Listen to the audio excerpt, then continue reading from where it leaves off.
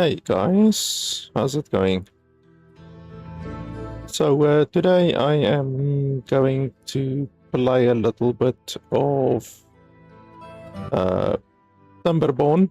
The music is a little bit loud. Let's just turn that down a little bit, like that maybe. Today I'm gonna play a little bit of Timberborn. I saw that the game released recently.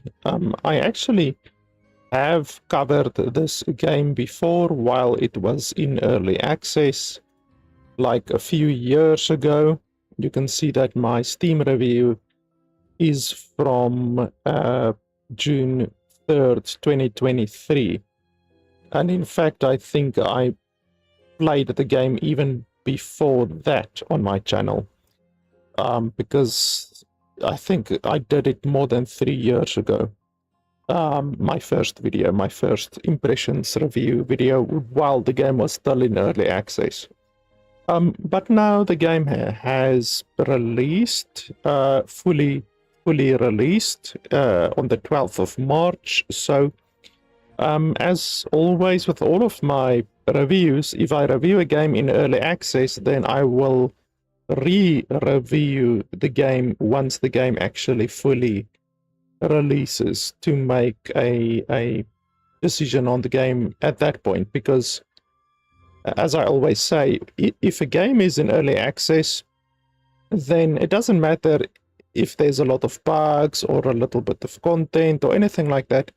The game needs to be worth the asking price. Now, this game was asking $25 during early access. So they recently raised the price, but the price was always $25. Now, if you go back and you watch my review of the game in early access, I think I did 2 videos on Timberborn over the years. So I played it twice, even though you can see I have significantly more time played in the game than what I actually have on my channel. I think I maybe played the game for like a total of 5 or 6 hours on my channel, despite the fact that I have 46 hours playtime.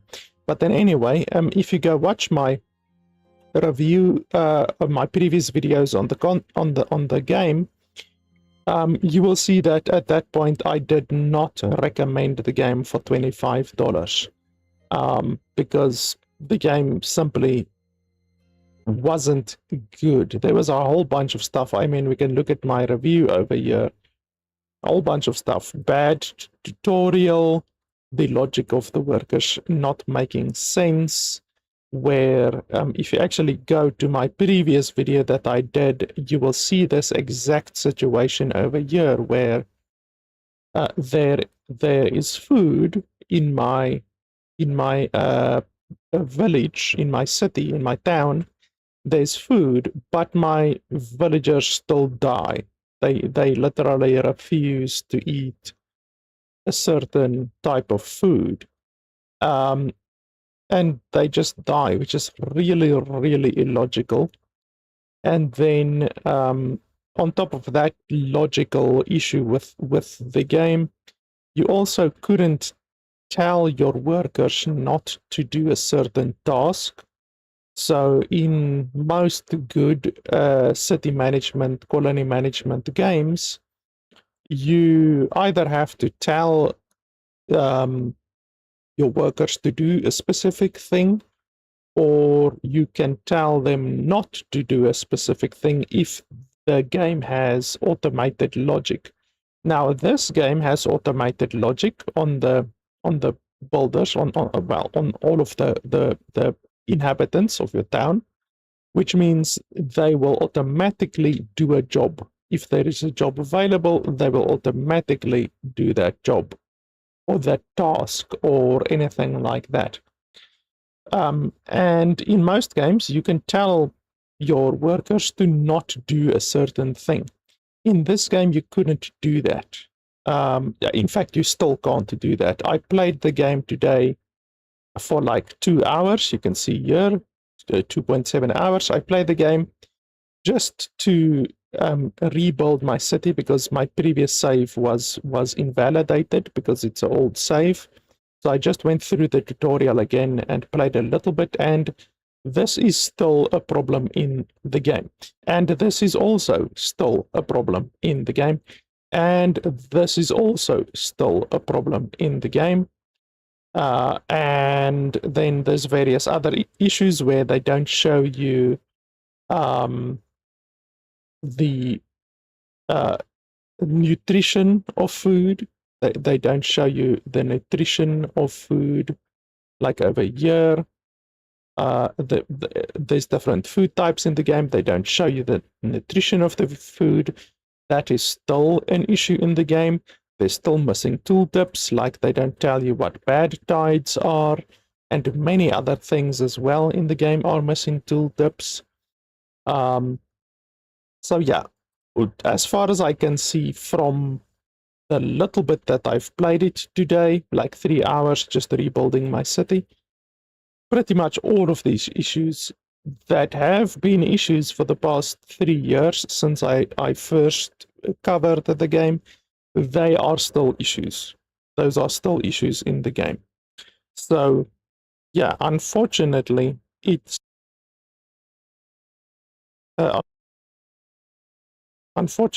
seems that the game still has all of these issues that I highlighted 3 years ago. They are still in the game. So I don't know what the developers have been doing for the past 3 years, but yeah, the little bit that I've been playing the game today, these issues are still in the game. And in fact, they increased the price. So like I said, the game was $25 like 3 years ago when I first checked out the game. And I did not recommend the game at that point for $25. It simply wasn't worth $25 at that point. With the amount of content and amount of bugs and missing features and all of those kinds of things, it wasn't worth it at that point for $25. And now they raised the price to, I think, like it's 34 or 35 euro, which is the currency that I purchase games in. So the game is now $39. So 34 or 35 euro is $39. So the price increased from $25 to $39. So it's a pretty bloody expensive city builder. Like, I've been looking at a bunch of city builders today just because I'm in the mood for city builders. And I'm gonna perhaps re-review a lot of these games because a lot of them have changed quite a bit and I haven't checked them out again, especially Going Medieval. This is a game that I want to check out because it recently released and I have played the game like 60 hours over the past, whatever, since it released, 3 years, 4 years, whatever. So I want to re-review a lot of these games, and that is why I'm re-reviewing Timberborn today, since it released now. But pretty much all of these games, Against the Storm, Going Medieval, and another one that I actually liked is Colonists. All of these are either $15 or $20. And yet, Timberborn is now $39. So it is quite considerably more expensive than the other city builders, colony management games, whatever you want to call them, on the market. And yeah, since the game wasn't even able to get my recommendation back when it cost $25, the chances of the game being able to get my recommendation now that the game costs $39 is really dubious. I am dubious about the fact that I am going to be able to recommend the game, whether or not I am going to be able to recommend the game today. But like I said, we will be playing the game a little bit more than just the 3 hours that I've been playing it today, and we will be checking out if anything really has improved in the game to make it worth that extra $14 that the game is now asking. You can see here I played the game back in 2023, but these saves are now invalidated. In fact, I have multiple saves, even as far back as 2022, which is now more than 4 years ago. So you can see I've been playing the game for a long time. Here I put in 18 hours into this into this save.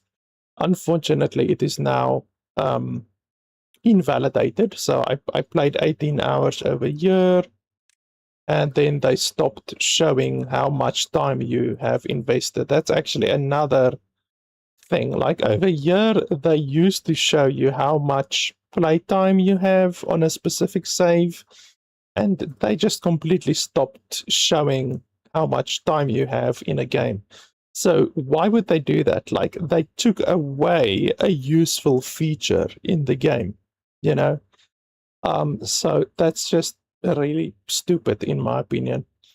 Another issue actually is it comes down to the lack of tooltips that I already complained about. If you go over here and you choose your difficulty, then you can see over here bad tides. They say bad tides, but they don't say what bad tides actually are. Like what are bad tides? Also injuries. They don't say what injuries are. So they don't say what impact it would have or anything like that, how long it will last, nothing like that. They don't say what droughts are. So obviously you would assume a drought is water drying up or water being diminished or anything like that, but they need to tell you. Any game mechanics that the game has, they need to tell you over here what it is. And they don't tell you what droughts are, don't tell you what bad tides are, don't tell you what injuries are. So the game has an issue. It had an issue with missing tooltips 4 years ago, and it still has the same issue, even though the game now is fully released, and they're asking $39 for the game. So that's why I'm saying that I am dubious about the fact that the game, as far as I can see from the 3 hours that I've played the game today already, it doesn't seem like the game has improved. I really can't see anything that is improved in the game. And yet they're asking $14 more for the game. So anyway, like I said, I had to restart my village from scratch. I had a village that I had 18 hours played on, and now I had to restart, but that's fine, I guess. That's just something that happens throughout early access periods, you know. So yeah, let me just do something here, just 1 second. Just want to check something here in the background.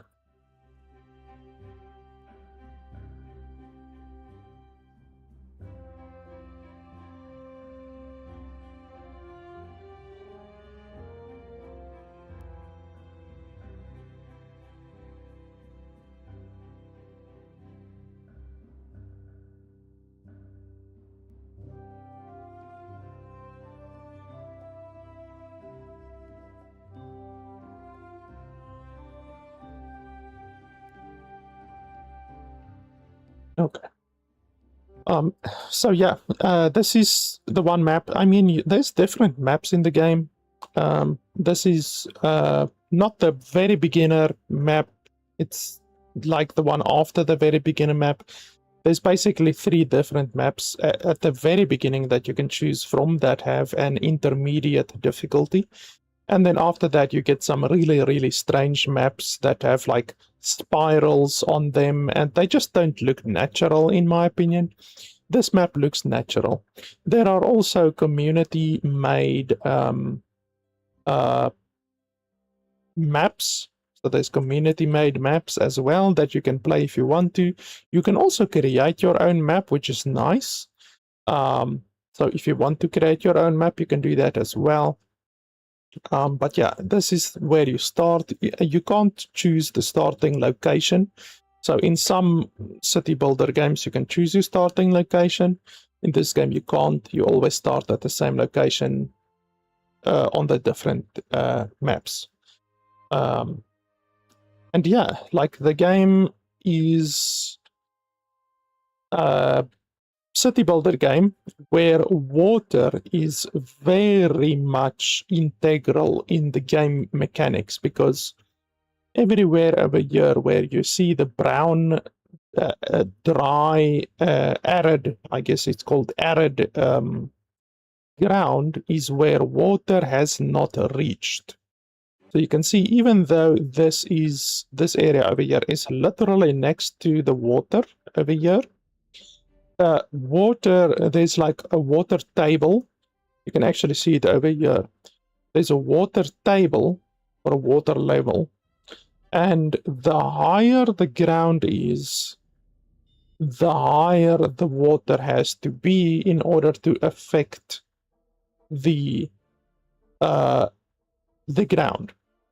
And also the water on the lower levels, like on this level, basically on the same level than what the water is. The water goes out like, I don't know, 20 blocks or something like that, and then it stops.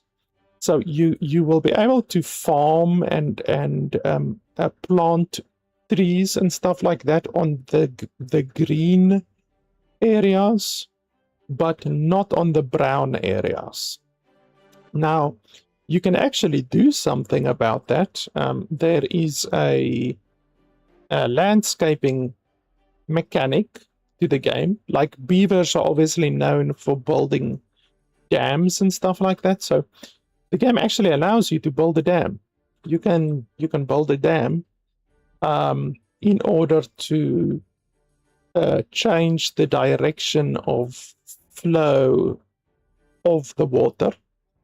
And you can also, later in the game, you can unlock dynamite, and you can actually use it to excavate and divert water.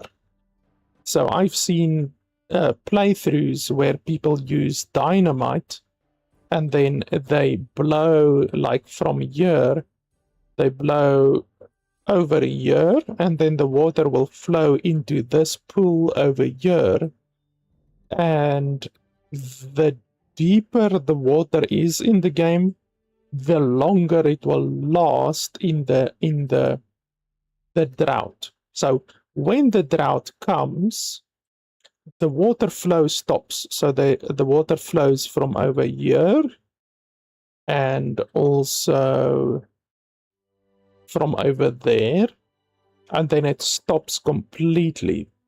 But it takes like a minute or so of the in-game time.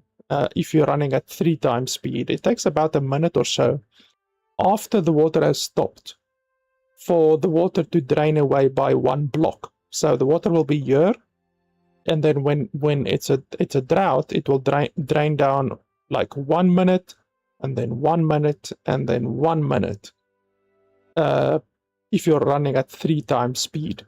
So the deeper of a pool of water you have, the longer it will last after the drought. Like, we will get a drought in like a couple of days, like maybe a week or so, we will get a drought. So you guys will be able to see the mechanic that I'm talking about. So basically, you will run out of water very quickly if you build like up here, because as soon as the water stops, the ground will dry up basically.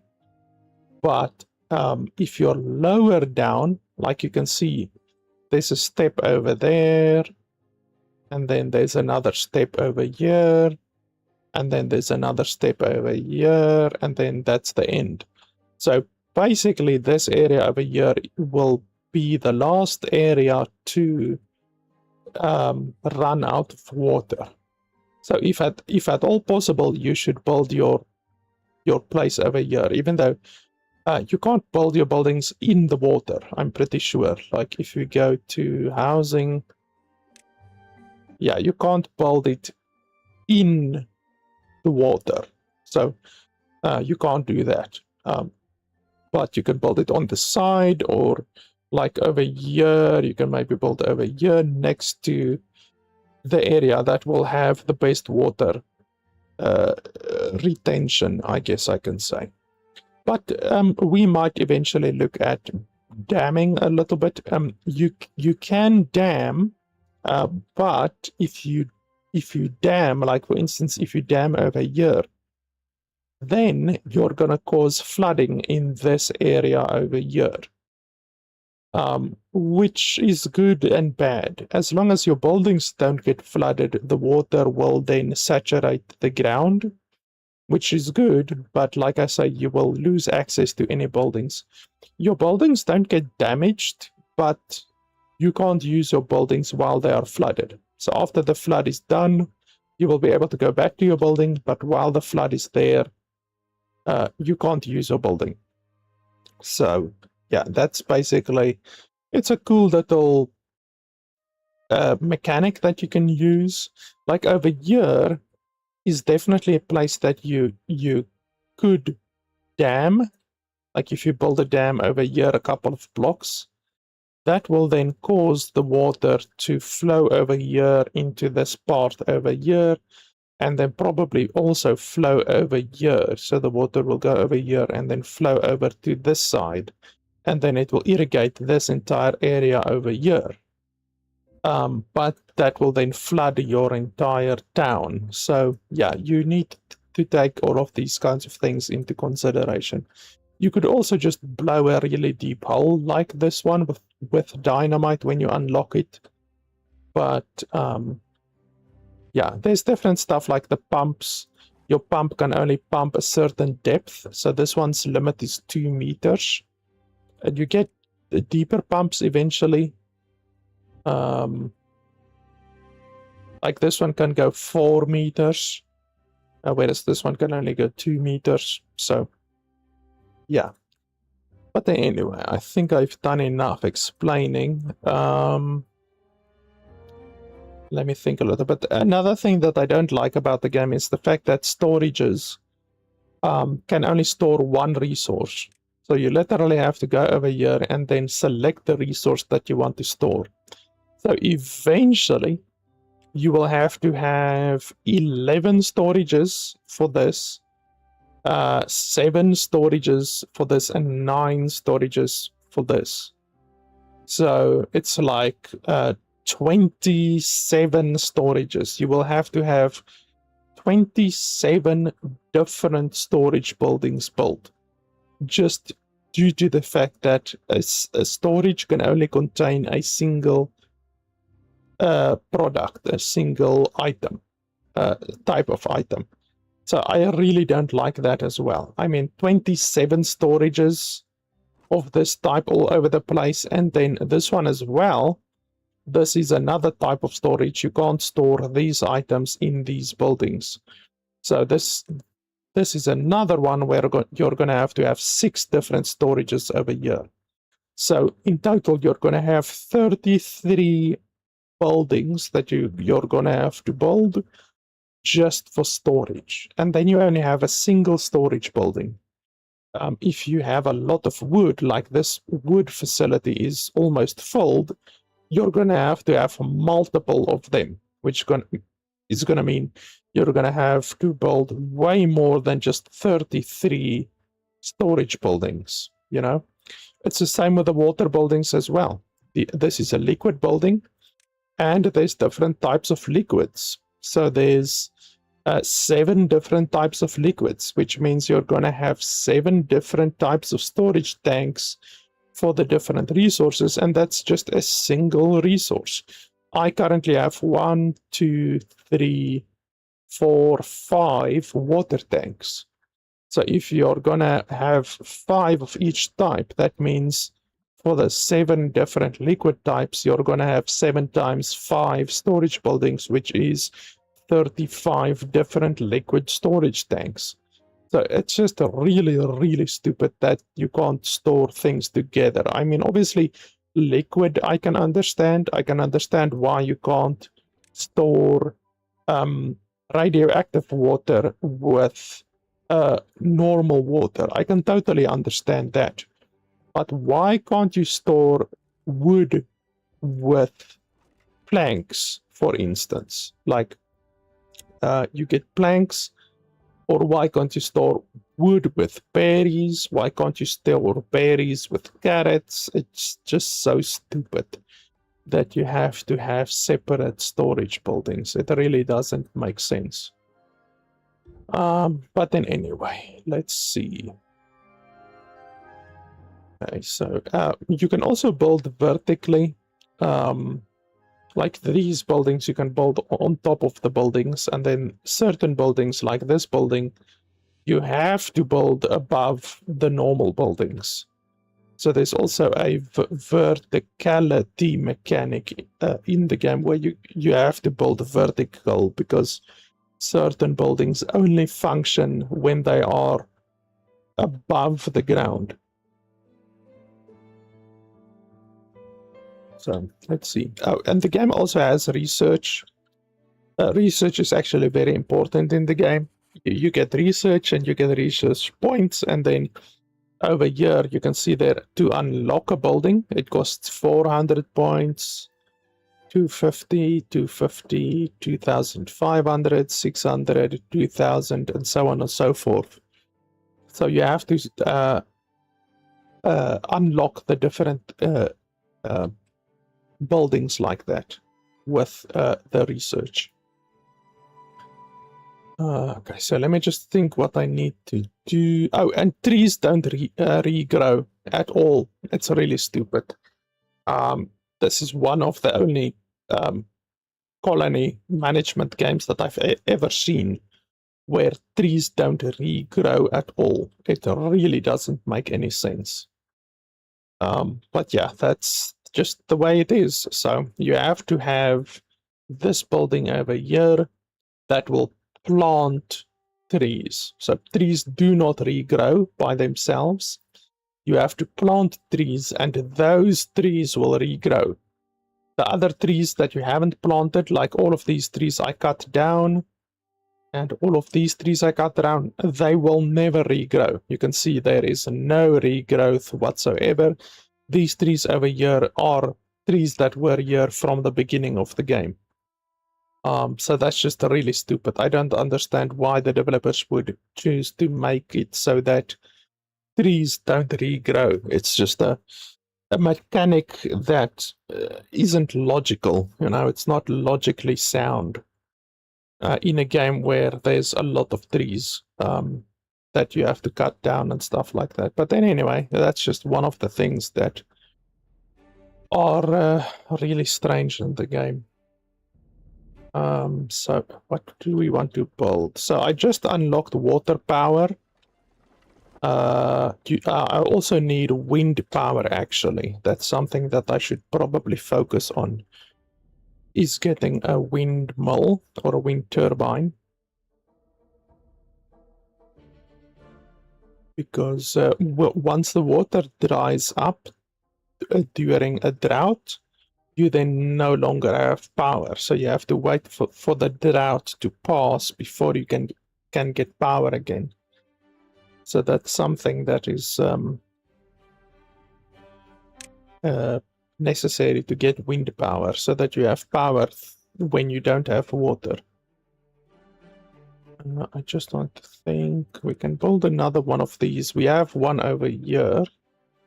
We can build another one of these.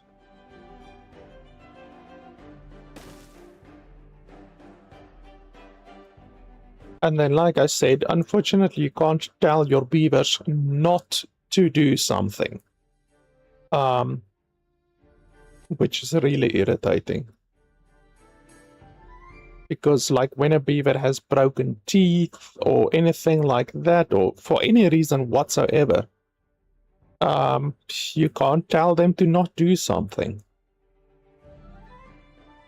I just want to see, what do we want to build next?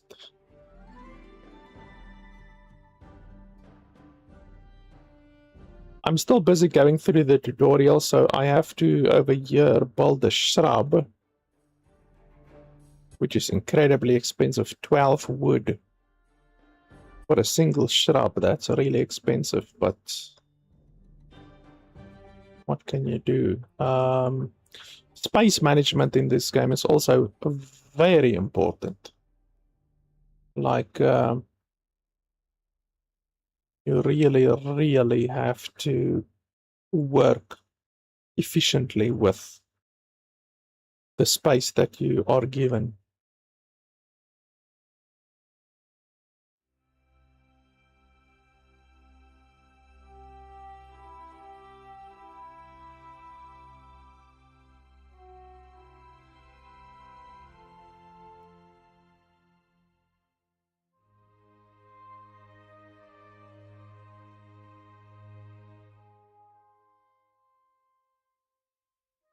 I'm not sure how the thing works, like the yellow blocks, does it affect them when they are on the yellow blocks, which means you should place it next to a road, or does it affect them when they're in their houses, like if you place it over here? Like, they don't tell you exactly what the decoration does.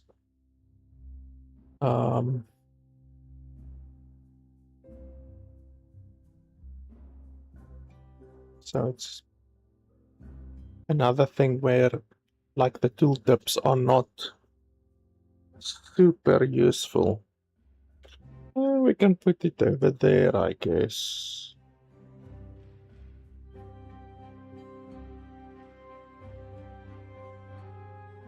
Can we build it over there? No.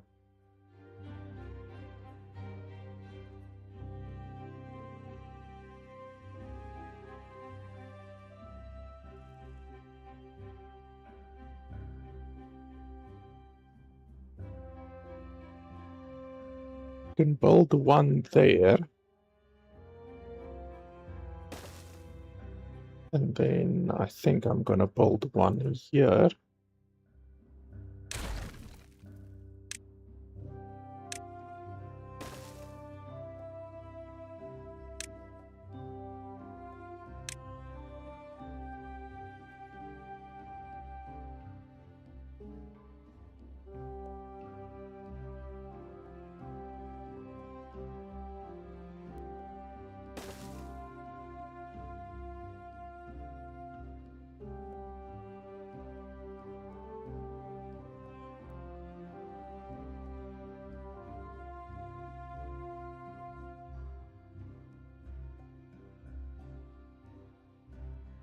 Yeah, if we put it on the roof, I think that will still affect the beavers, I believe. So that should be fine. And place one here and then maybe one here. Just for a little bit more. What's this called? Well-being. Well-being is what they call the mechanic in the game.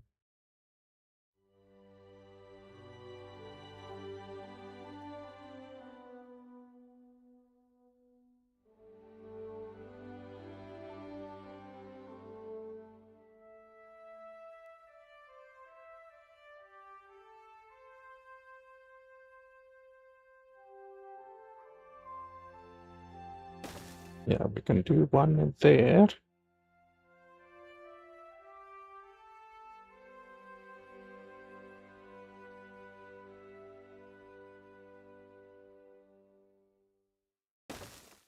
And there, that will give a nice amount of well-being.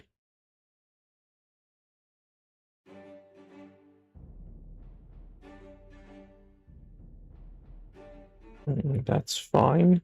As long as their houses are affected, then it's fine. Okay, and then what else do we want to do? So right now we're just gathering a lot of wood. I'm busy planting trees over here, but trees take a very long time to grow. 30 days in order to grow. And I'm only on day 5 right now. But I'm getting a lot of trees over here.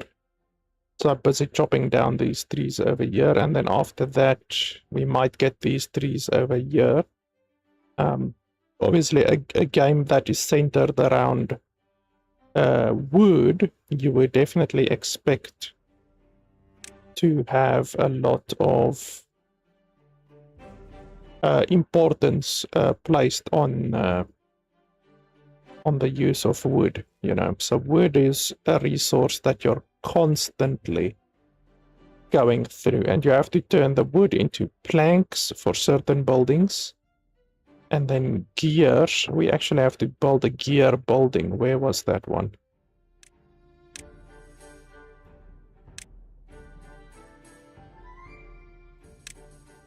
Over here, gear workshop. So we need a gear workshop. And that takes 120 horsepower. This one is taking 50 horsepower. Okay, so I have enough horsepower for both buildings currently. Well, I can just build another water wheel if I need to, but it shouldn't be necessary. The game also has a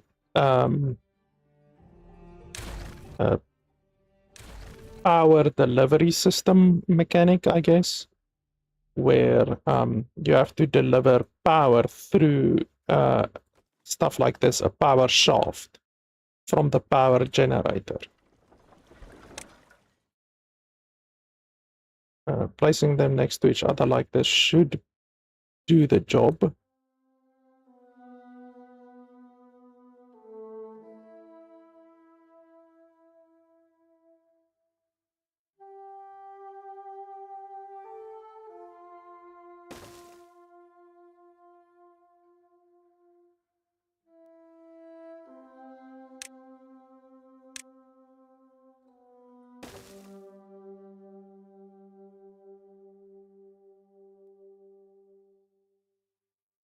Okay, and then I do want to build a windmill.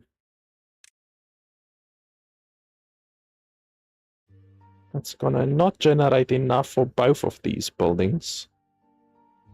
But it will at least keep one of them alive. I just want to see if there's anything else I need.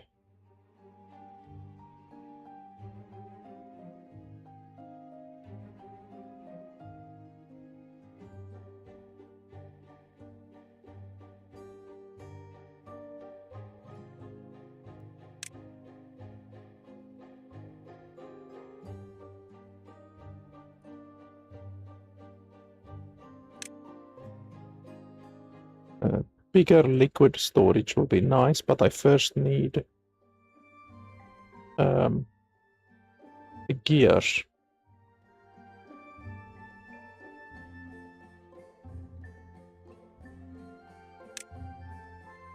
My housing is okay right now.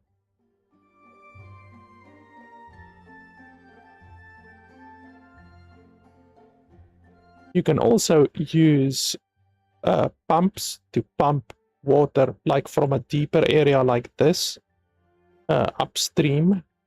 So that's something we might explore at some point.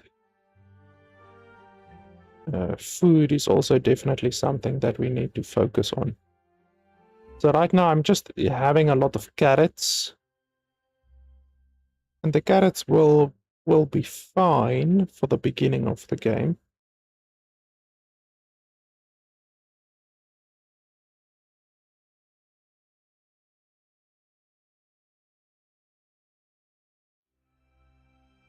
carrots are fine.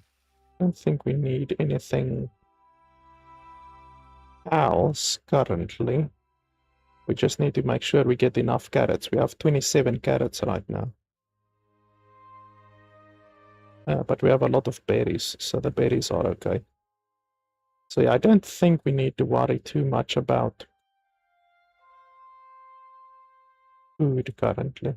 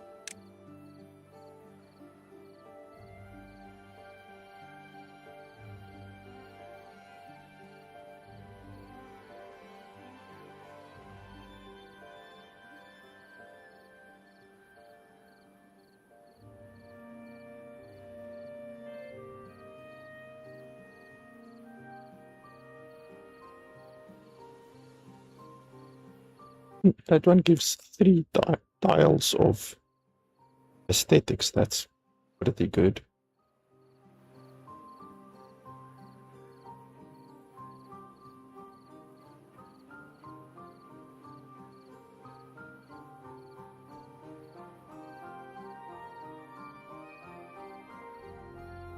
Now that one we will definitely go for. 250 isn't so expensive. It's pretty expensive, but not too expensive.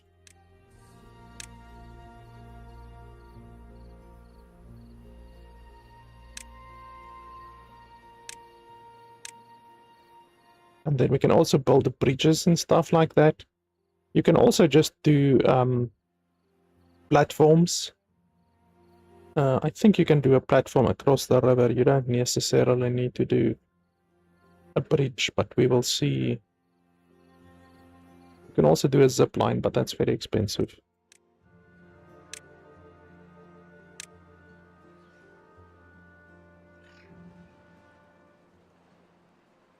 We can do these just like across here, and then I can reach the trees and the berries on this side. Is there any other location where we might want to go? We need to get to metal. The game has various areas with metal, like over here and over here. So we can go over here and then over here, or just over here and then climb up there in order to reach that metal. I think probably this metal over here would be the closest.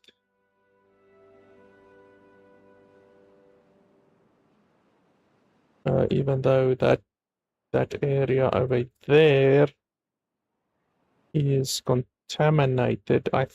I'm not sure if the beavers get contaminated when they walk over that stuff. I'm not sure. We will have to test that. Building is understaffed. Yeah, that's fine. I don't care about that. Yeah, that one is a little bit understaffed.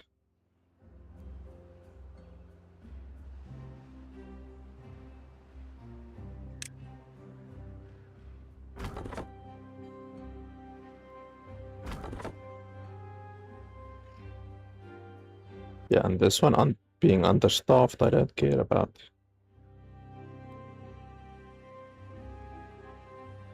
We can stop that one. Our water is looking good right now, so we can stop one of the water dudes. Just for right now. The scientists should always be working. These guys over here are collecting wood. These guys are collecting wood. My wood storage is about halfway, so I should still continue collecting wood. My builders are busy building.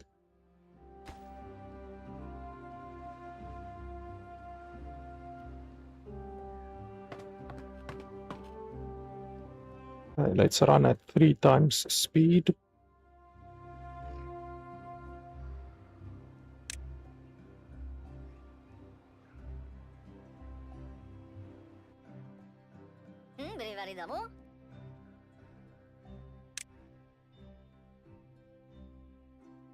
F9. Why does it have to be F9?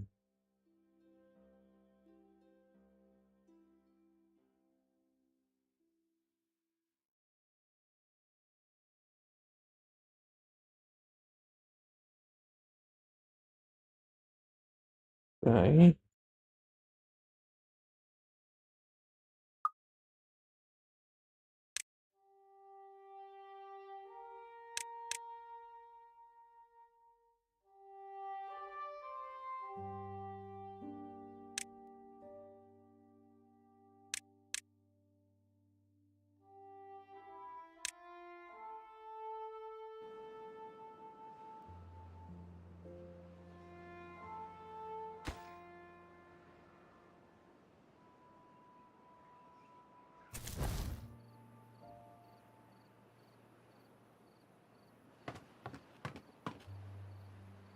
So my happiness level is 7 right now.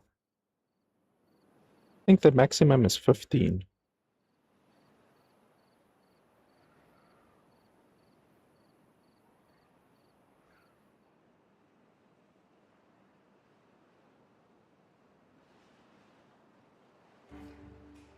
You can see them complaining that they're thirsty, but there's bloody water all over the place. Like, there's, this one is full, this one is full, this one is full. So sometimes the logic of the game doesn't really make sense. Like I said with right at the beginning, on my other plate, what does that guy want? Oh, injury. I'm so sorry, I don't know how you got that injury. And it doesn't show what impact the injury even has. So I don't know why you're walking around like that. I wish I could help you, but the game doesn't tell me how to help you. But yeah, like I said, on my previous playthrough, I had a stockpile full of food. Like this one right now has 200 berries in it. So there's no fucking way how they can complain about food. And on my previous playthrough, I also had a stockpile full of food and my beavers died due to hunger, which is just completely illogical. So we will see if the game has fixed that, at least, that illogical thing.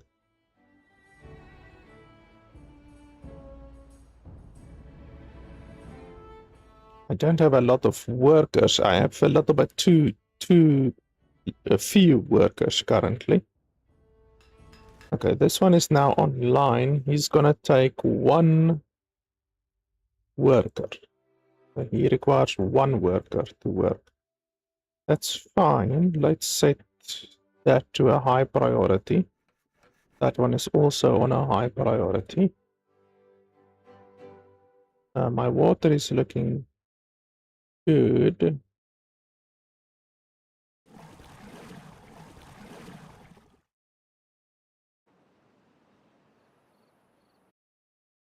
This guy's just sitting here not doing anything. Oh, because I don't have any big trees. Okay, well that's fine. It's so stupid that the worker just sits there and doesn't do anything and doesn't tell you that they don't have work to do. Like, you should get a notification that the workers just sitting there idly, not doing anything, you know? So that's stupid. These ones as well, there's nothing that tells you that there's no berries to harvest in the area right now, and yet there will still be a worker at a place like that. This one as well. There's no berries in the area right now, so this one can be basically closed down, or that beaver can go somewhere else.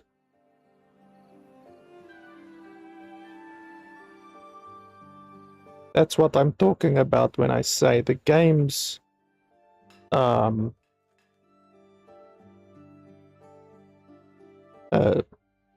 logic system is just really bad for a city management type game.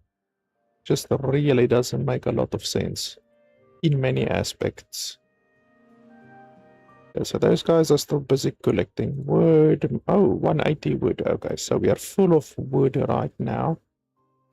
So I can look at building something, either just expanding my current buildings, expanding the capacity, or I can maybe look at damming a little bit. I can dam. If I want to dam, well, I want to get over here. That's definitely something I want to do. So we can perhaps do a dam over here.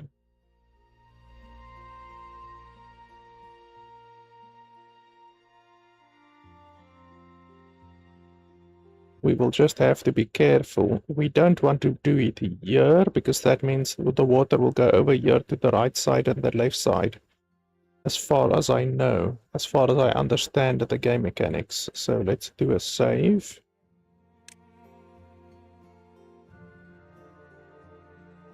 And then the dam, we can do it like this, I think.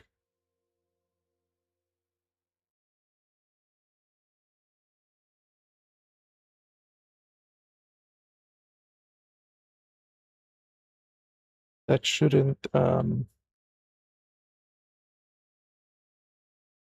block, and that shouldn't actually block the flow so badly that it would overflow too much. So it should be okay.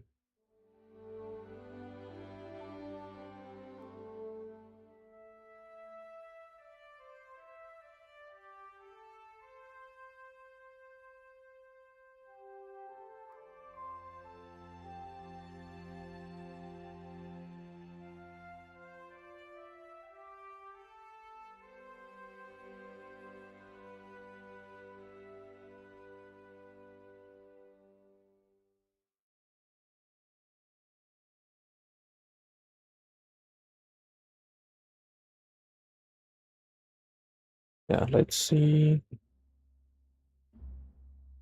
if we do it like this. That's going to cost 140 wood, which is quite a lot. Let me see the platforms.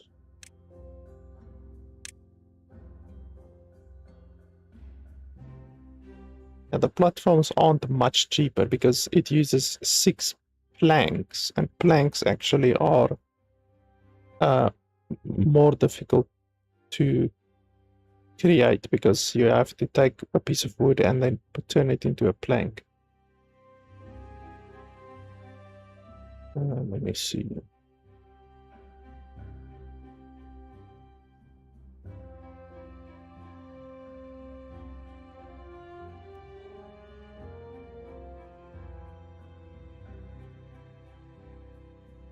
But this one says 1 by 1. What's the difference between a suspension bridge and a platform then?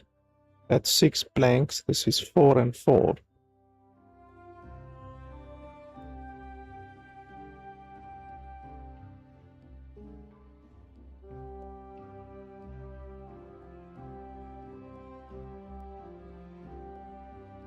And that one is way more expensive. So if this suspension bridge is literally 1 by 1, that's really bloody small. That's what she said. So let's see with a platform. Would I rather want to spend 6 planks, or would I rather want to spend 20 wood? 20 wood is bloody expensive. And this one is actually cheaper, the Levy.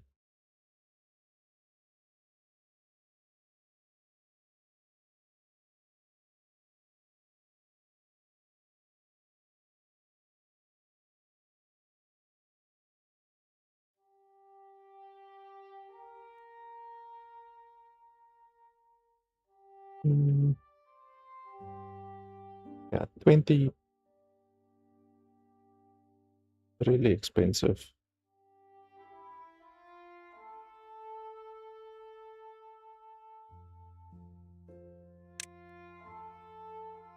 I think we can do the platforms.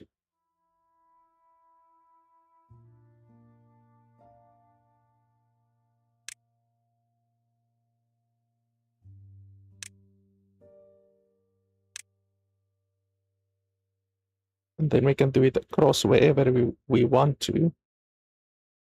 Obviously, we want to do it across the easiest path, basically. So that's 7. That one is also 7. That one is also 7. That one is also 7. Yeah, all of them are going to be 7.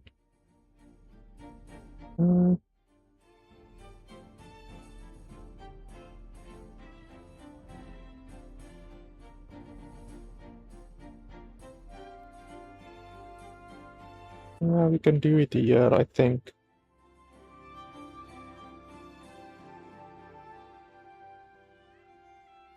We actually don't even need to do that. We can just use stairs, technically. Even though stairs aren't much cheaper than the platforms, to be honest. Like, stairs are really the same price.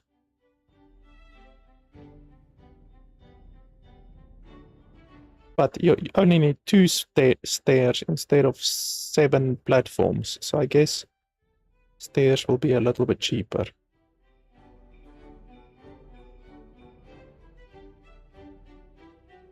So yeah, we can do stairs.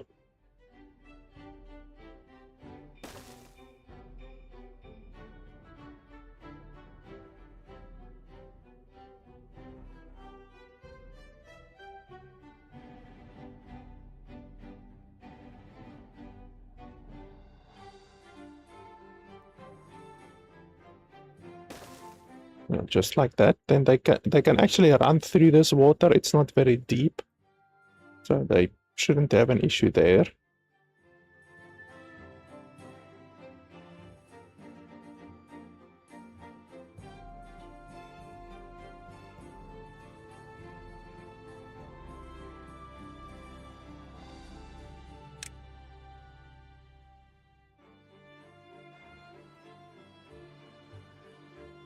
And then I need something else to build, well, to use my planks on, because I've got so many planks right now. You see this guy walking around saying he's hungry. Like, how the hell can you be hungry when there's 200 berries over there? Let's see. I want to do this other decoration, the scarecrow, but that's 200, no, not the scarecrow, that one. 250 research points, but we will get there eventually.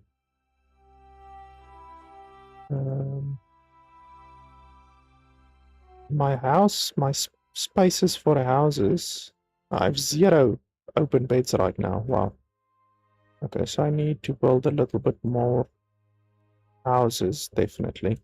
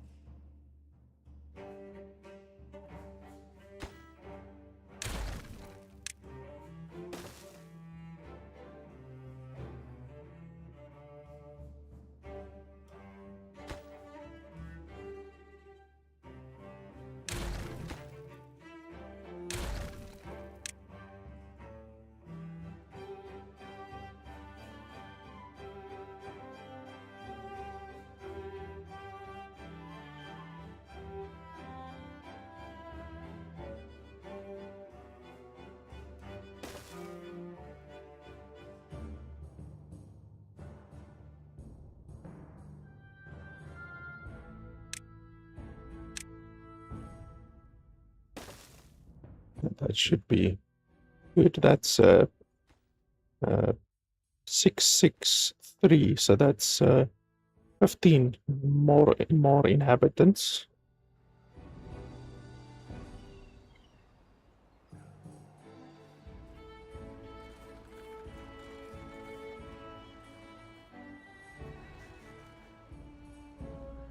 You see, they can walk through the shallow water. And in fact, I think they can swim as well. As far as I can remember, I don't think they have an issue with swimming.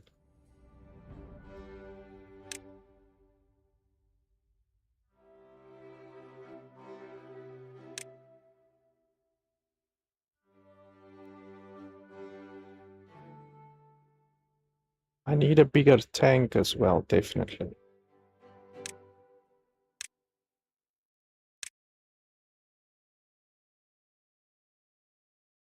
I don't want to build it too far away from the water generators, but I want to build it like maybe centrally in the thing. Do we want to place it like this? I'm not sure. You can displace water from the tank, I think.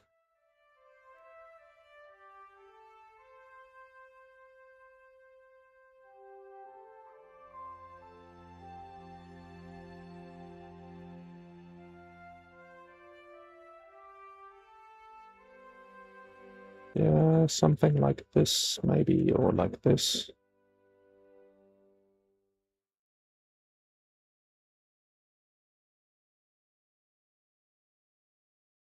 Yeah, let's not place it too far away. Yeah, like this is fine, I think. It takes a lot of resources to build that thing, but it would be fine.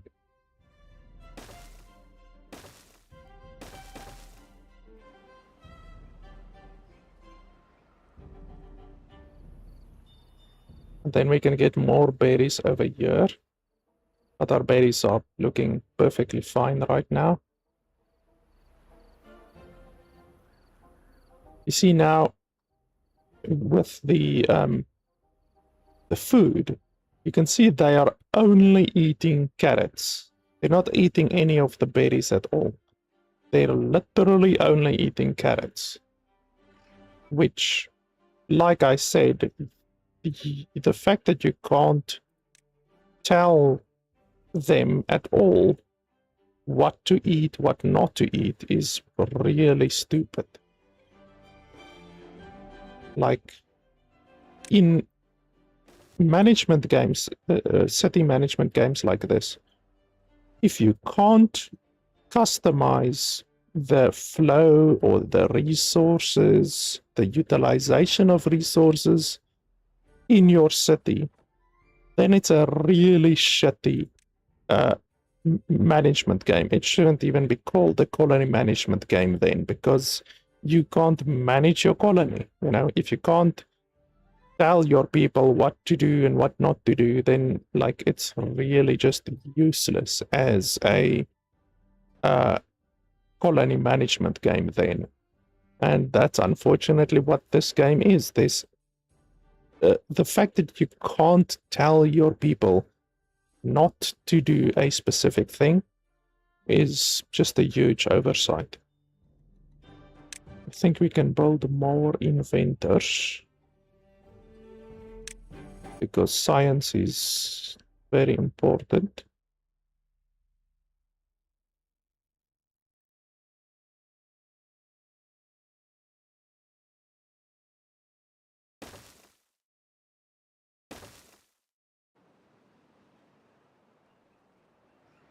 And then this place is busy producing gears, which will be taken over here. Oh, and we need a gear storage as well. That's actually something that we do probably need.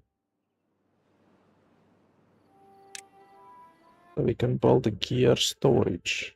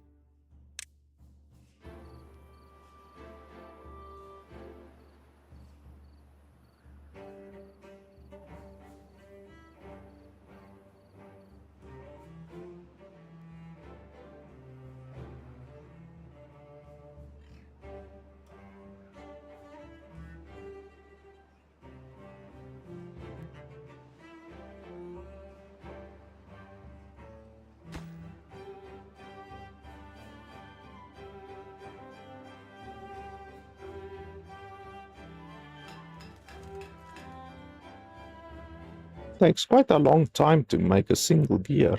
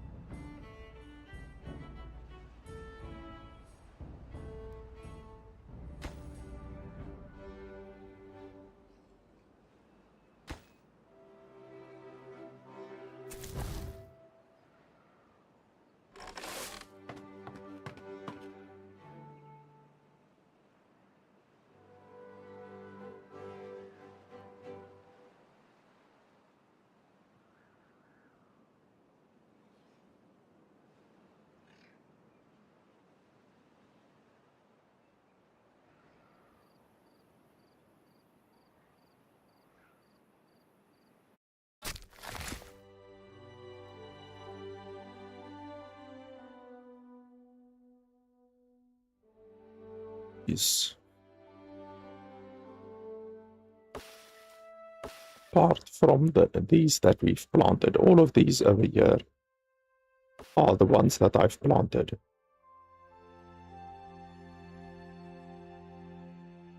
Yeah, those trees are not very efficient at all. So I want to plant more oak, I think. Oak trees are the best trees.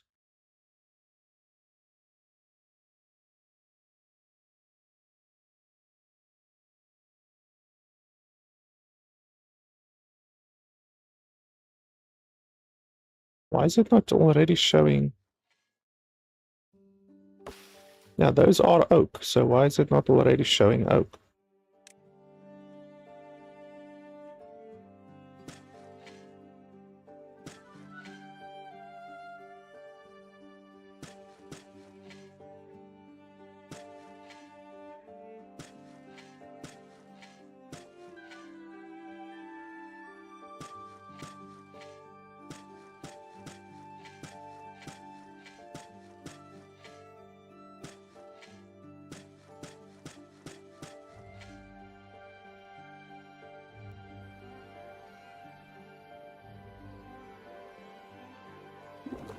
Okay, that one is now completed, so now we've really got a lot of water storage.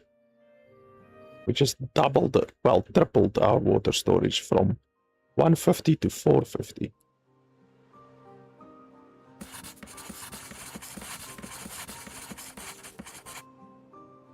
And we doubled our research speed.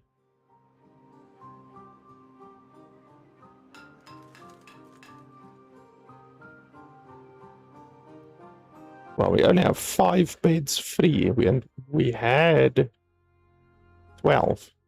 Okay, work over here is now stopped, so we need to, in order to get to those trees over there,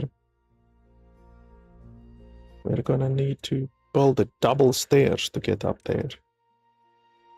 Don't think I can build the double stairs currently. Well, I can build a platform and then a stairs. I guess that works. And it is worth it. That's a lot of wood up there.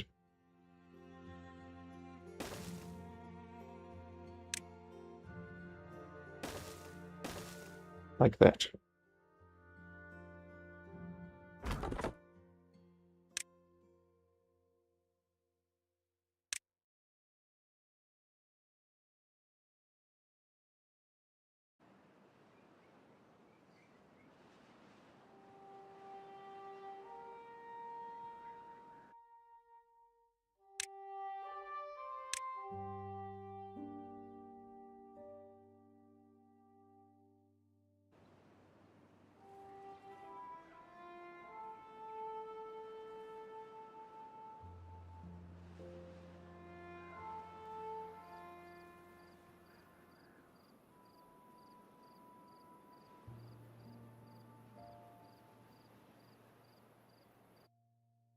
Oh, we have another tutorial. As your settlement grows vertically, working beneath buildings, blah blah blah. Let's change the visibility layer by clicking the highlighted buttons.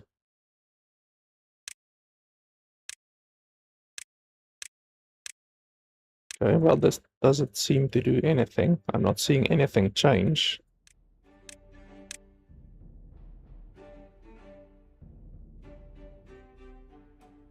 Oh, there we go. Okay. Raise to 0. Okay.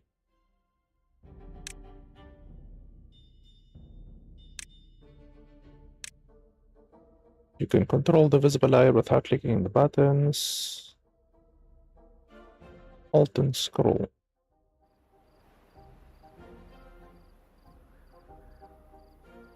Okay, well, I've done that. Oh, raise to 0.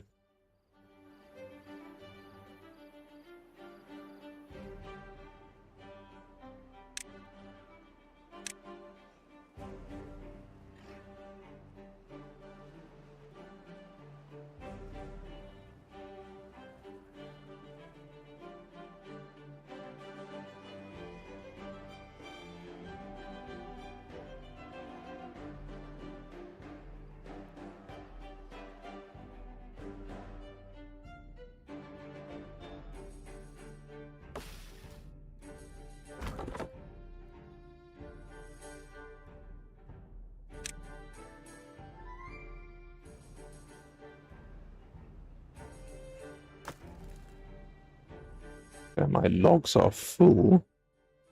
I guess I can build another log storage.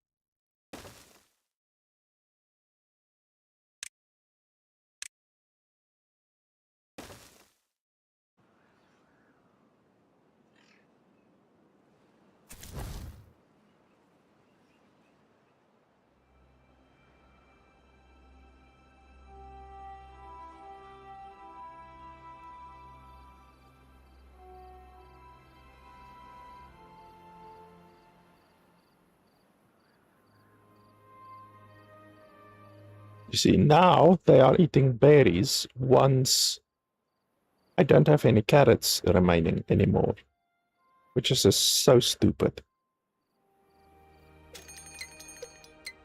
Okay, so 3 days until the drought. We should be fine.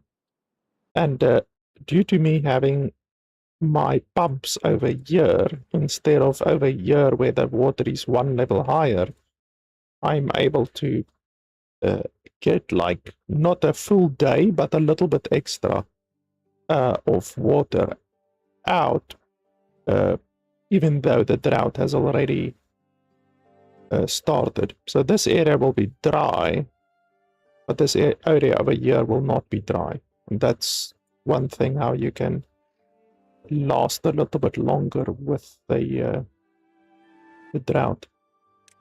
Okay, let's build that other thing. Weather vane. Yeah. Build that one. That will give a nice amount of aesthetics.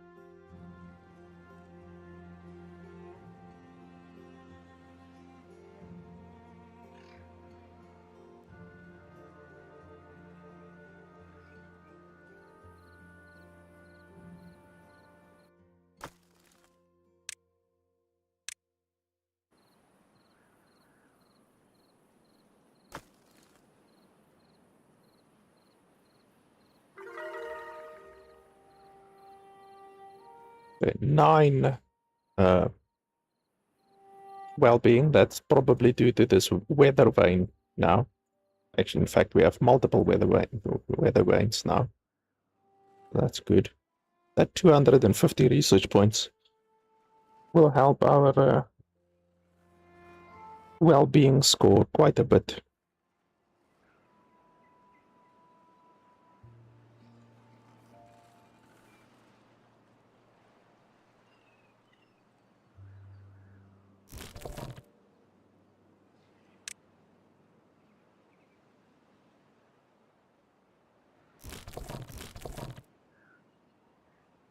Yeah, we only have 2 beds available right now, so we should build more houses again. Just want to see how we're gonna do that. We can build another one over here.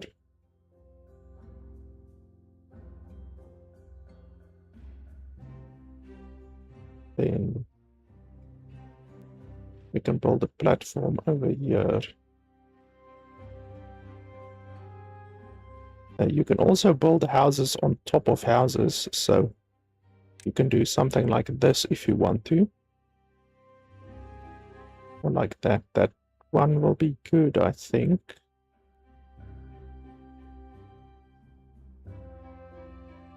But you can also do this. And then you can build something like this. I just have to see which way will be the most efficient. Because I don't want to waste space. It's not the end of the world if you waste a little bit of space, but you should try to not waste space. I can also put a platform over here, and then I can build one like this.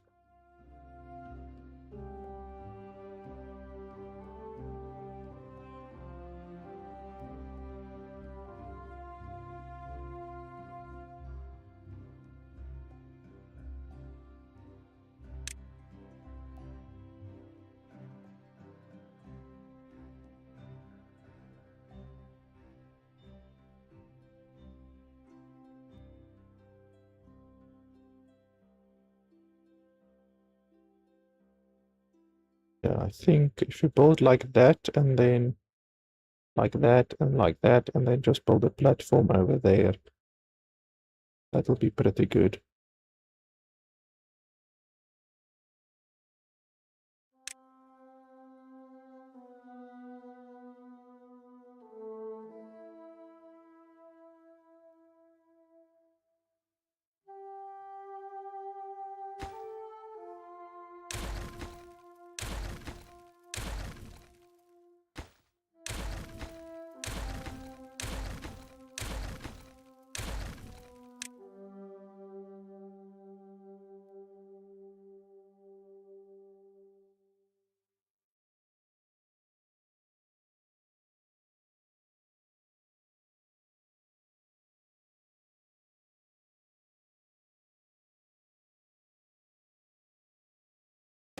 Yeah, so like that, and then and build a weather vane here.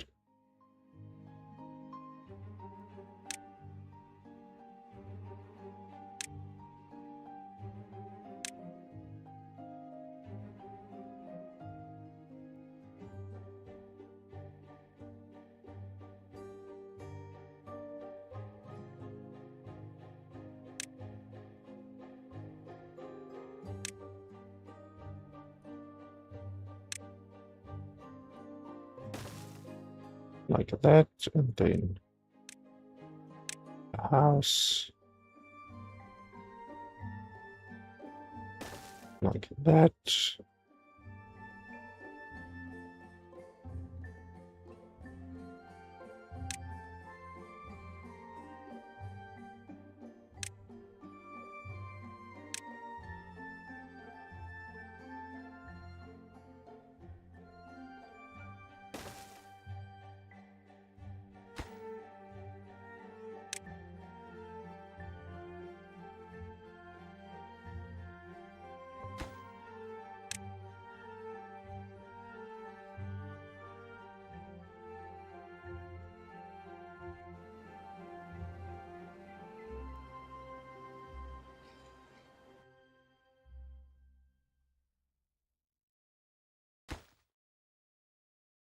Is that one done? It looks done.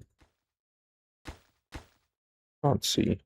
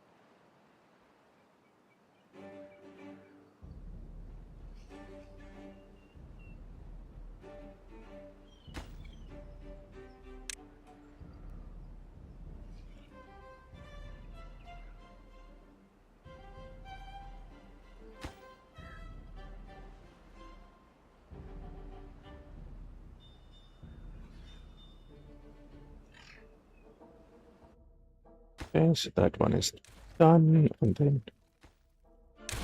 we can build 2 over there.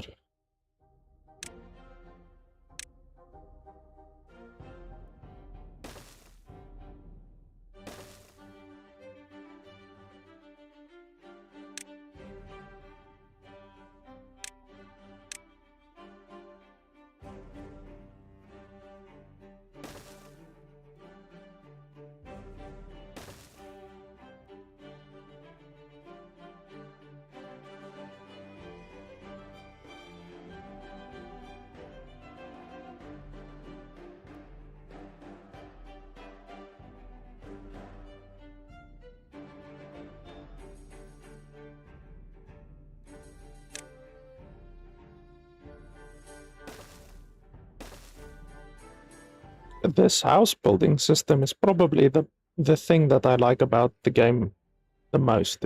It's a well designed system, you know. Not a lot of games allow you to do like vertical building like this, you know. So that's at least something that's pretty good. That should be complemented. It's the house building.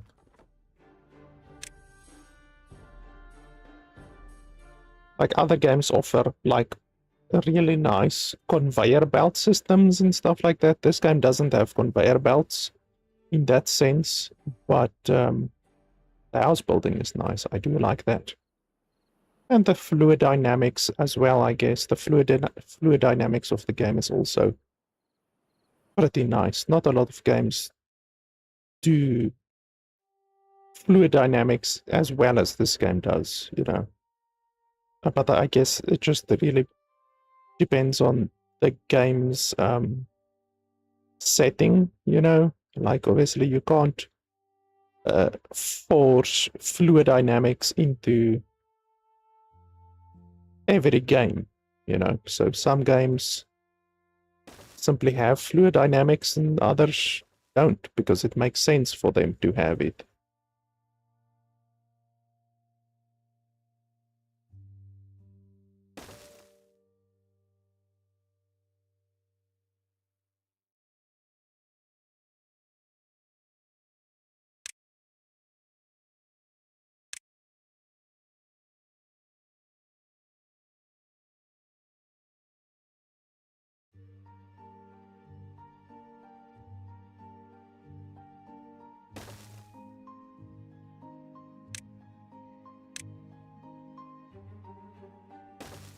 Okay, so now we can get the berries on this side.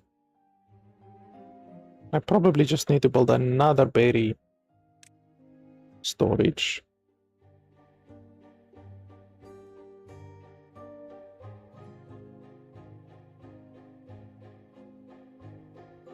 So this one costs... Well, if I have to... No, wait. This one. If I have to build 6 of these, that's 30, 30, 30. So that's 90 resources. So this one is not nearly as efficient as this one is. Usually the bigger buildings are way more efficient, but not in this case at all. The medium warehouse is way more efficient than the large warehouse, which is weird. But yeah, so we're just gonna stick with medium warehouses since they're way more efficient. And you can also build stuff on top of them, which is good.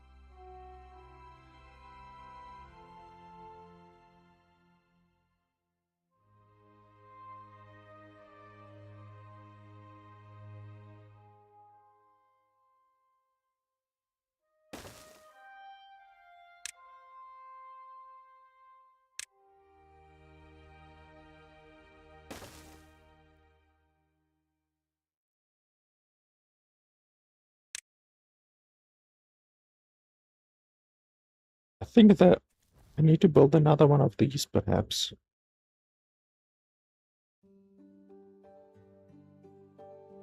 Like for the builders.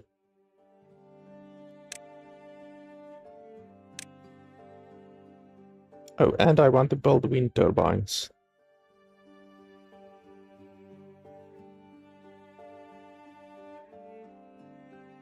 You see, like this as well. The wind turbine is way more efficient than the large wind turbine. Like 2 wind turbines will give the same power as a large wind turbine, and it will be significantly cheaper.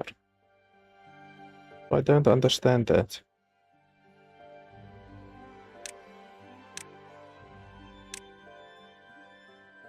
Okay, so this will give 150. I would like to build it on this side, if possible. Maybe I can build it on this side. Let's see. If I build another water wheel,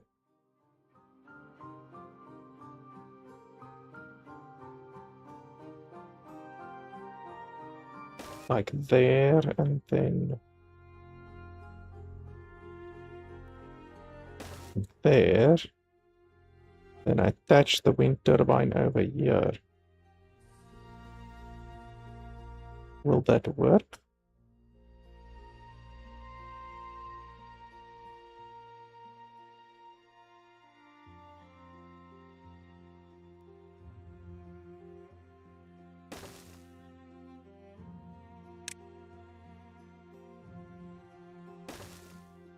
Okay, apparently it will work, so let's try that.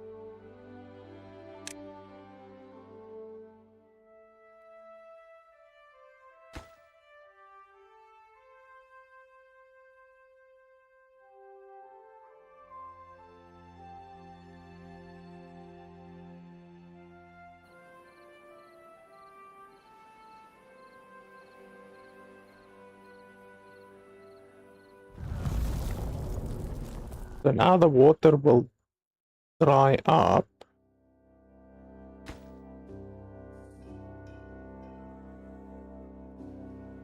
You will see here from the top, the water stops, then the ground becomes arid. And down to this level, you can see that one is already dry. Now this level becomes dry. And then it stops a little bit, and then this level becomes dry.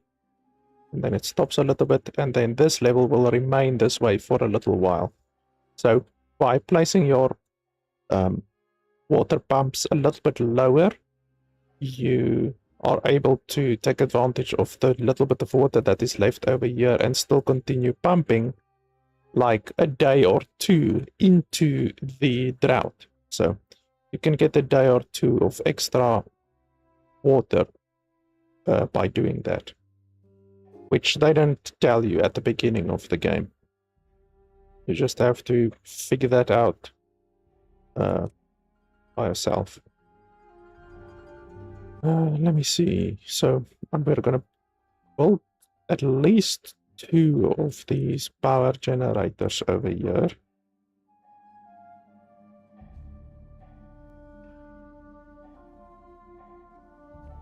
For some reason, you can't build them right next to each other.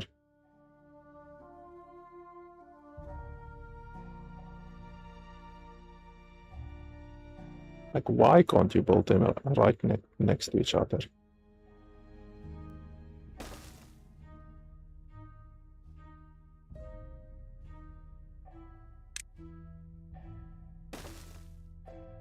That should be fine. That will give me enough power for both of these buildings.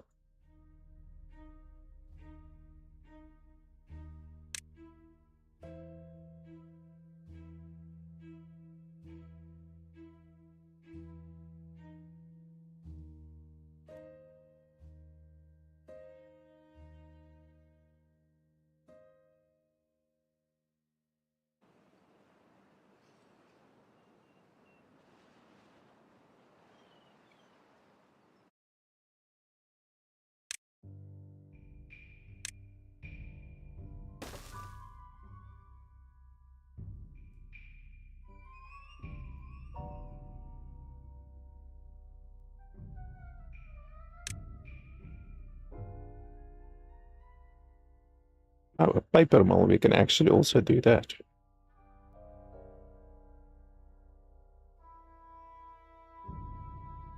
Oh, and a tapper shack, that's something that we also need eventually.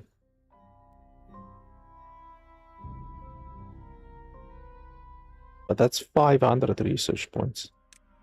Quite a bit.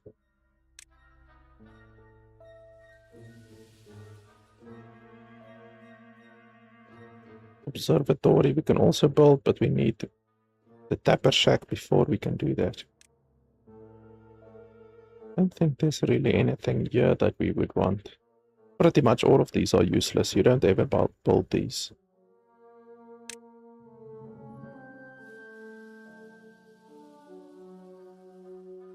Stuff like this we can maybe build.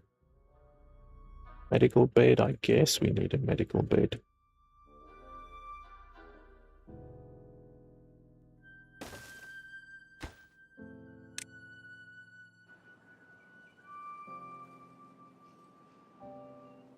Okay, so these over here are done, so we can just do this. There we go. Now we've got 15 beds open.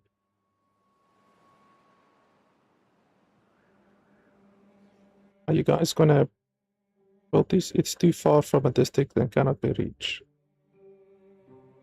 Oh.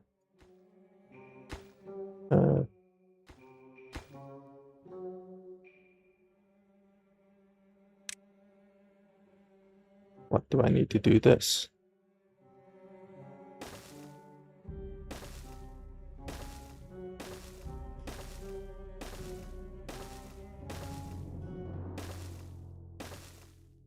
Are you happy now? It's stupid that you need a road just to build stuff. I mean, they can just walk on the ground. Like they do with the berries. They just walk on the ground to get the berries. So why can't they also walk on the ground to get the stuff, the buildings? Just another thing in the game that doesn't make sense.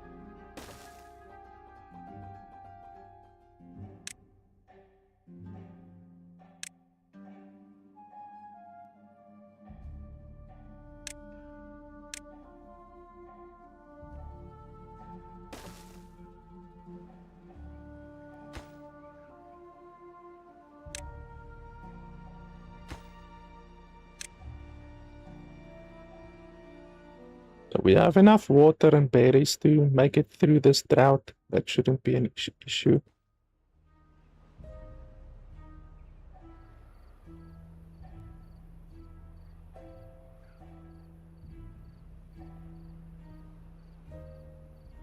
It's just later on when your population really starts to grow, when you need to make sure that there's like enough of everything everywhere.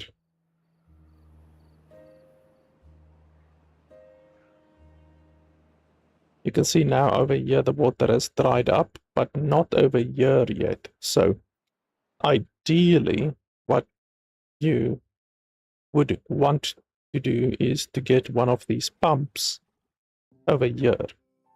And then you can continue to pump. I mean, we're now halfway into the drought and you would still be able to access water. Or you just need to dig a deep hole over here in order to store the water for longer. I don't think the game has pipes, like water pipes, so it would be nice if you could use this existing water pump over here and then take a pipe like all the way over here.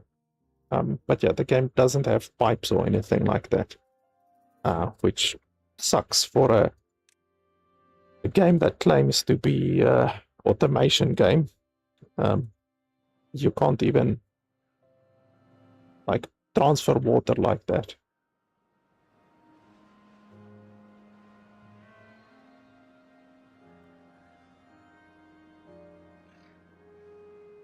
But yeah, this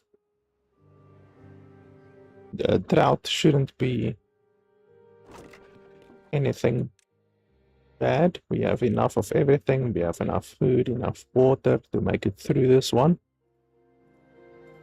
I do think now with my population growing a little bit, we should probably build another water pump.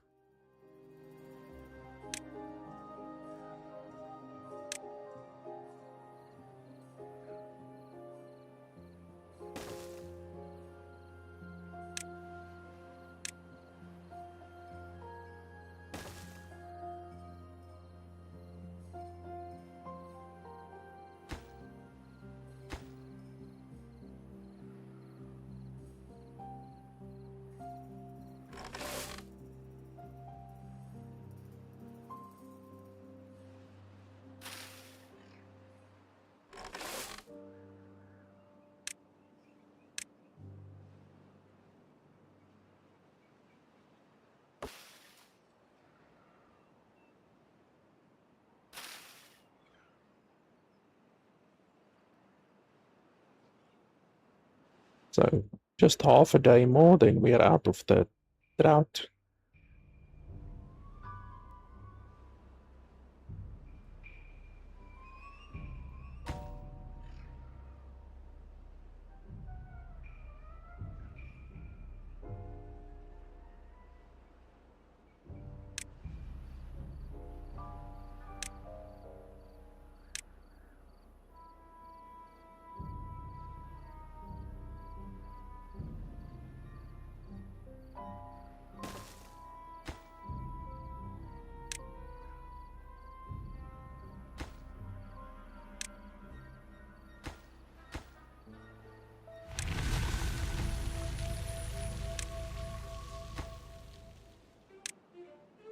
There we go, we made it through the drought.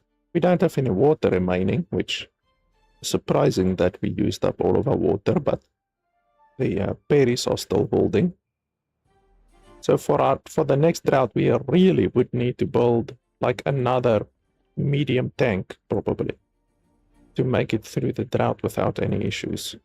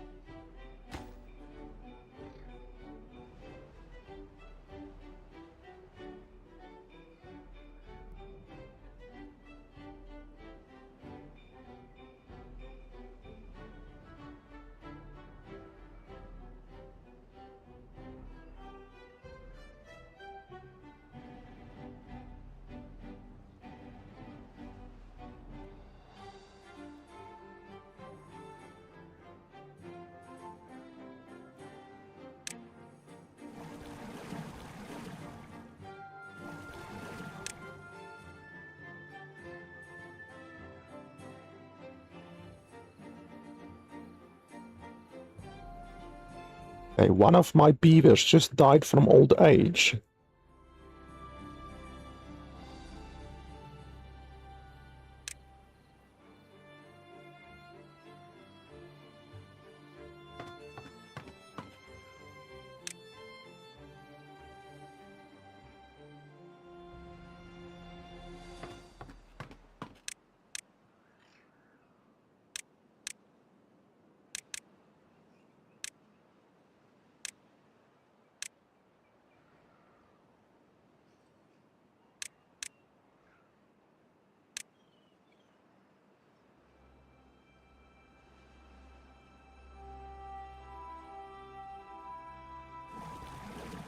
Come on, you guys need to pump.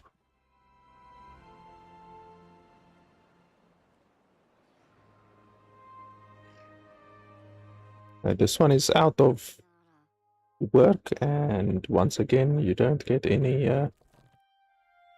warning.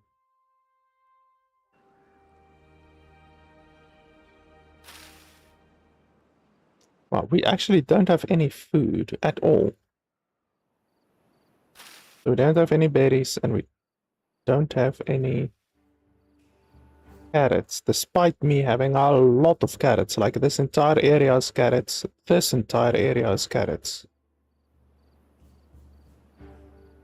So yeah, we're probably... I don't know what we're going to be able to do. I mean, I picked up all of the berries over here as well. So I literally stripped all of the berries over here. All of the berries over here. I've got all of this carrots, all of the berries over here, and all of the berries over here. Literally all of this is berries. And all of these are berries. It's all stripped, and I have carrots all over the place. But apparently it's not enough food for a village with 44 beavers. So yeah, it seems you need to go really fucking balls to the wall with food. Like, not just this area, you need to like make an entire other area as well with food. So like if you do food, you're gonna have to do like, where can we do? You can only do it on the green grass, you can't do it anywhere else really. So I can maybe do another little strip over here. I could do it on this side, I guess, but that's a little bit far away from my existing stuff.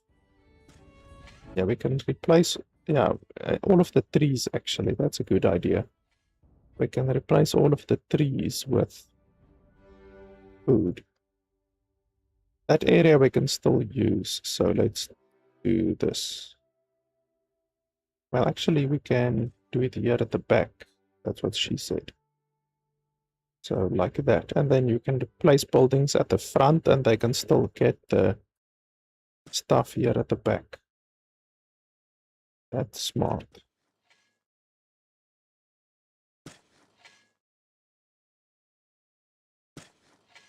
Yeah, I basically doubled the amount of carrots that I have now. But yeah, I won't be able to get the harvest for another... How much?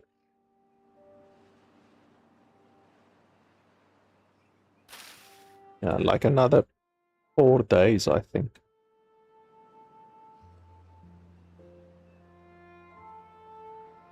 But yeah, our power is fine, and then once these wind turbines are built, then we will not need the water power anymore for when the next drought comes.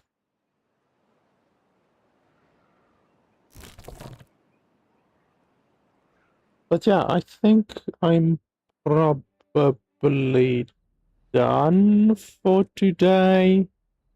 I mean, like I said at the beginning, I've played this game like 45 minutes, 45 hours, 46 hours actually, over the past few years, and the game now has fully released after like 4 years. The first time that I covered the game was in 2022.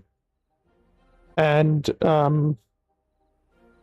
back in 2022, the game just cost $25. Now they've raised the price to €35, which is $39. So they increased the price of the game quite significantly. They increased it by $14. And to be honest with you, I still see all of the same issues that I brought up in my review. I'm still seeing all of the same issues.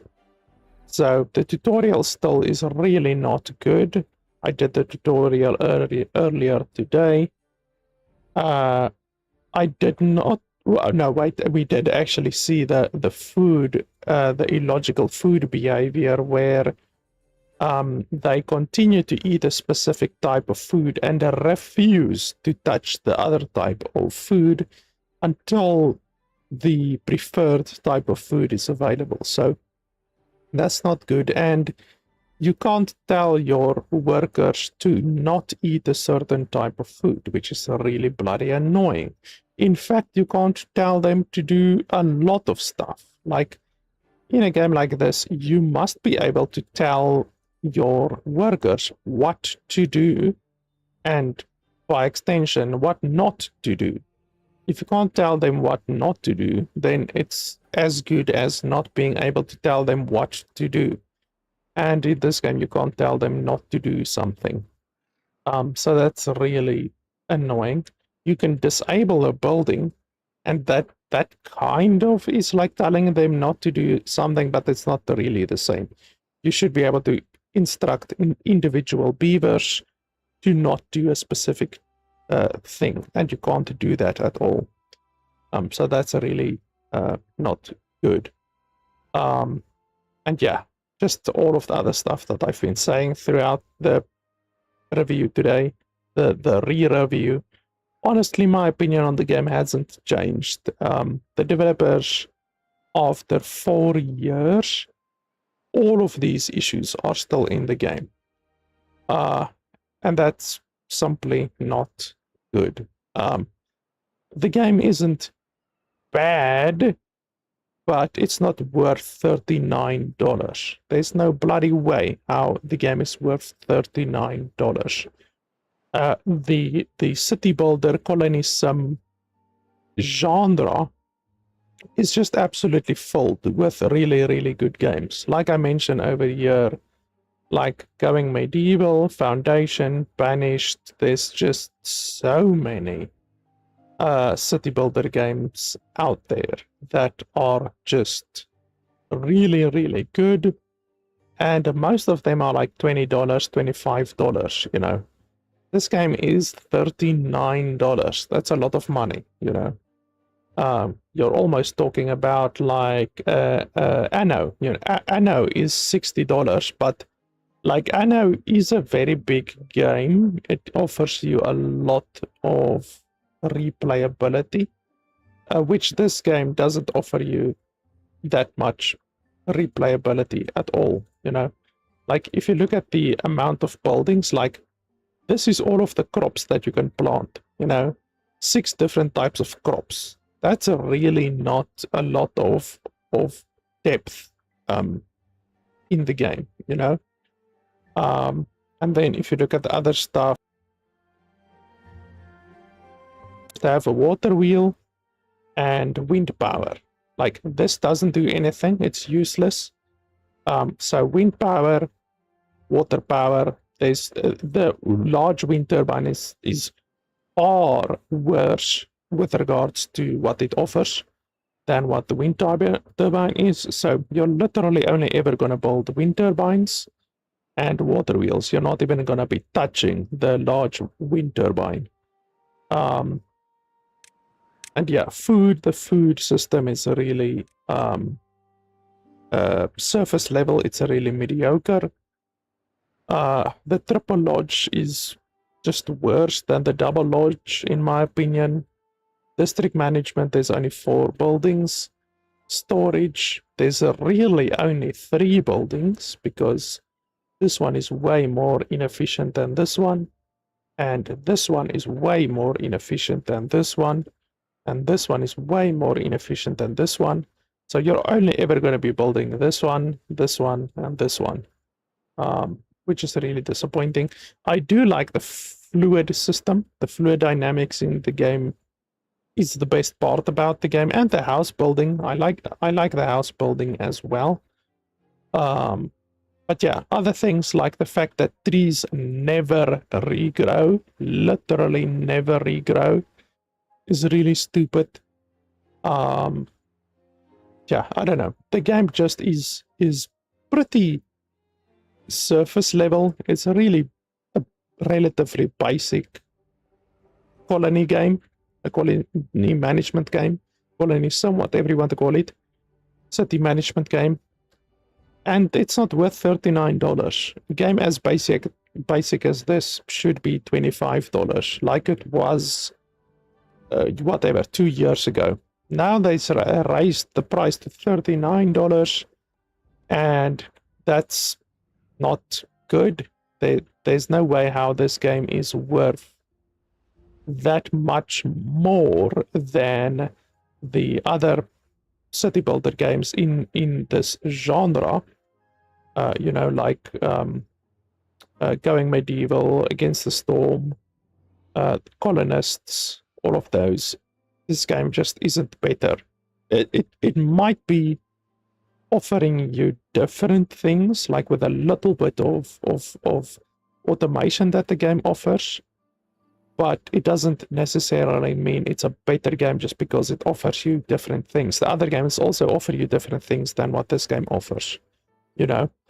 And the other games are $25, $20, some of them are even $15, you know. And this game is $39. It's just not worth it. If you're gonna ask $40, which is $10 or $15 more than the other games in the genre, then you need a lot more content, and this game simply doesn't have that. So yeah, it's unfortunate, you know. I checked this game out 4 years ago, and again, I think I did another video like 2 years ago, and now I'm doing my final video, and yeah, it's just unfortunately one of those games that hasn't necessarily gotten worse over the years. I wouldn't say that it's gotten worse, but it's now 50% more expensive than what it was, and it wasn't even really worth $25 4 years ago. So it's not anywhere close to being worth $39 right now. So yeah, that's pretty much what I think about the game.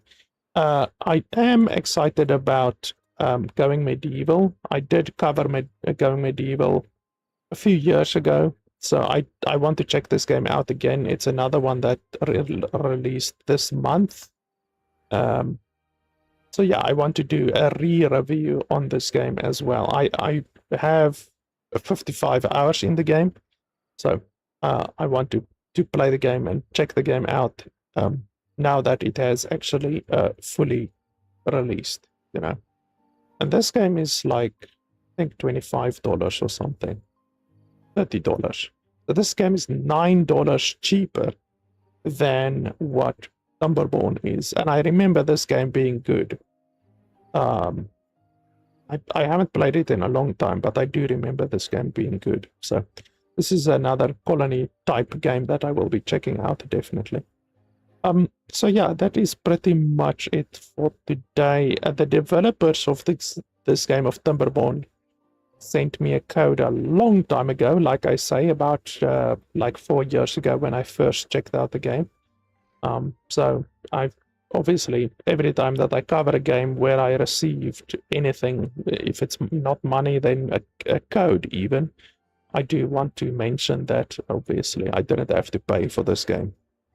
But yeah, guys, I think that is pretty much it. As always, if you want to see more reviews, if you want to allow me and enable me to do more reviews on different games, then Your support on patreon.com/LFP would be very much appreciated. It allows me and enables me to do more reviews for you guys.